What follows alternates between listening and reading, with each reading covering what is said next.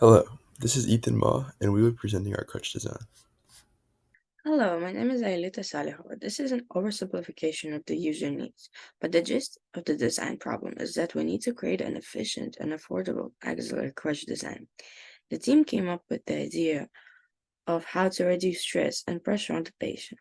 The solution was a hollow aluminum axillary crutch with 2 inches of extra padding for the underarm bar. Since the crutch is made out of aluminum, it will be very affordable and lightweight when in use. We decided to use foam for the cushion pads because it's very affordable material and will be easy to switch out if needed. Moreover, the crutch and the handbars could be adjusted through the buttons on each side. The team also added rubber ferrules on the bottom of the crutch to prevent slipping. Hello, my name is Ethan VanDever, and today I'm going to be discussing the design background of underarm crutches. For a patient to properly use an underarm crutch, the crutch must be fitted to the patient. The crutch should sit 2 inches below the shoulder, allow the arm to be 30 degrees from being fully extended, and 6 inches from the foot. This is mostly to reduce prolonged strain to the patient's joints, and this is primarily accomplished by allowing adjustment of both the hand grip and the main body height of the crutch. And as far as the weight of the crutch versus the weight capacity of the crutch, the weight capacity is going to be of much higher priority for underarm crutches. This is due to the fact, in most part, that underarm crutches are typically for transient use, commonly just lower leg injuries, while other crutch types are more for neurological disorders, so those types of patients would have trouble lifting a heavier crutch. Such a typical weight limit would be an upper end of around 300 pounds, and a typical weight might just be around 5 to 10 pounds. Finally, there are some things to avoid when making an underarm crutch. Crutch palsy, that is the term for a damaged axilla from prolonged crutch use. Most crutches try to prevent this by adding more padding to the shoulder pad, or just making the shoulder pad concave. Slipping of the tip can occur if there is not enough friction between the ground and the crutch. The most common prevention technique for this is to add a rubber tip to the crutch to increase the friction. And finally, unnecessary strain to the patient. This is largely prevented by ensuring customizability of the size of the crutch and adding padding to all contact points with the patient.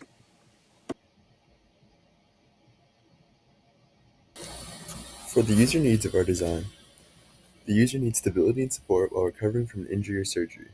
The device must be able to provide a stable base for the user's weight and allow them to maintain their balance. The user needs to be able to maintain mobility. The design must allow easy and efficient movement while not causing the user to feel awkward or unbalanced. The user needs adjustability from the device that accommodates for various heights and arm lengths, as well as varying injuries or conditions. The user needs a device that is comfortable over extended periods of time. The device should not cause any discomfort, such as chafing or bruising. The user needs a durable device that is able to withstand their weight and movements without breaking or bending. The user needs a portable and lightweight device allowing for easy transportation and maneuverability.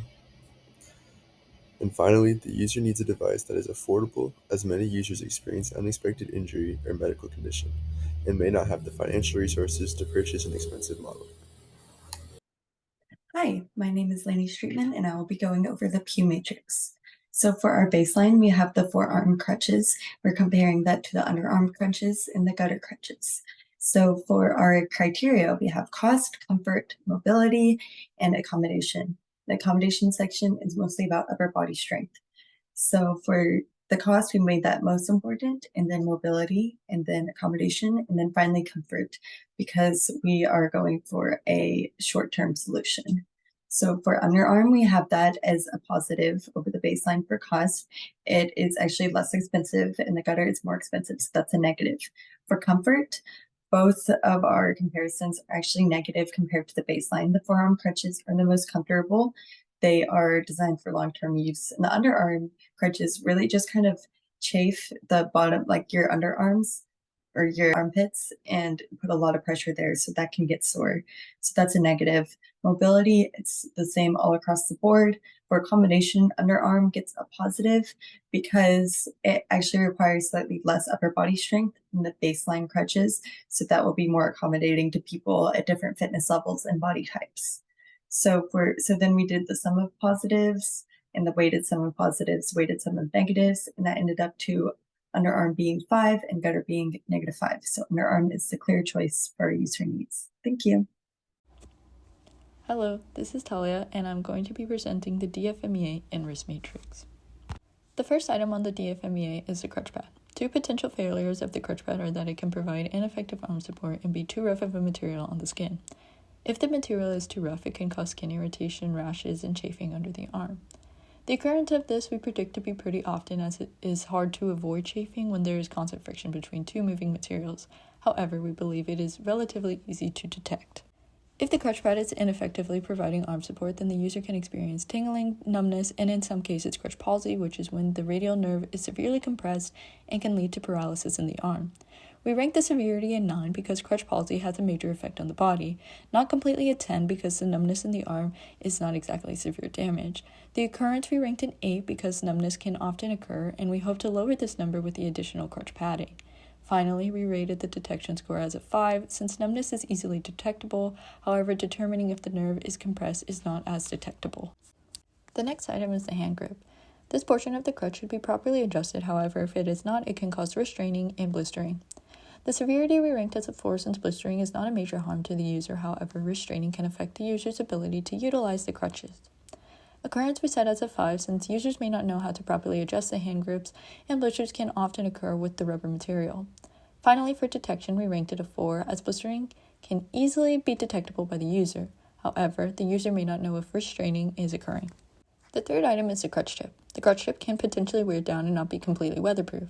Due to these, the risk of falling can increase, which is why we rated the severity score a 7.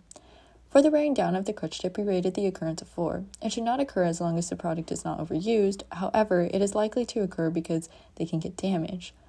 We rated the detection an 8 because the user can potentially feel that the crutch is not stable on smoother surfaces but not on rougher surfaces. Also, users may not know when to replace the crutch tip. The material not being weatherproof, we rated the occurrence score a 3 since it really depends on where the user lives and if they will be walking in snowy or rainy conditions. For the detection score, we rated it a 4 since we believe the user can feel the bottom of the crutch slip. However, slipping does not occur constantly, making the user believe it will not slip at all. The fourth item is the height adjustment area of the crutch. A potential failure is that it is not properly adjusted. This can cause excessive stress on the neck, shoulders, and back. We gave this a severity score of 5 as it can be detrimental to many parts of the body and the user's posture, but it is easily fixable. For the occurrence, we scored it a 3 because the crutch should be properly set up for the patient's height. We gave the detection score a 2 because we believe back, shoulder, and neck pain can be easily detectable by the patient. Lastly, the overall structure of the crutch really depends on the muscle strength of the user being able to use them, which is why we consider it a potential failure. The severity should be decently low depending on the age of the person using it. The occurrence should be low as teens and younger adults are most commonly given these and generally have enough strength to walk with these crutches. Finally, detection we rated as a 2 as a user would be able to tell if their muscles are fatigued.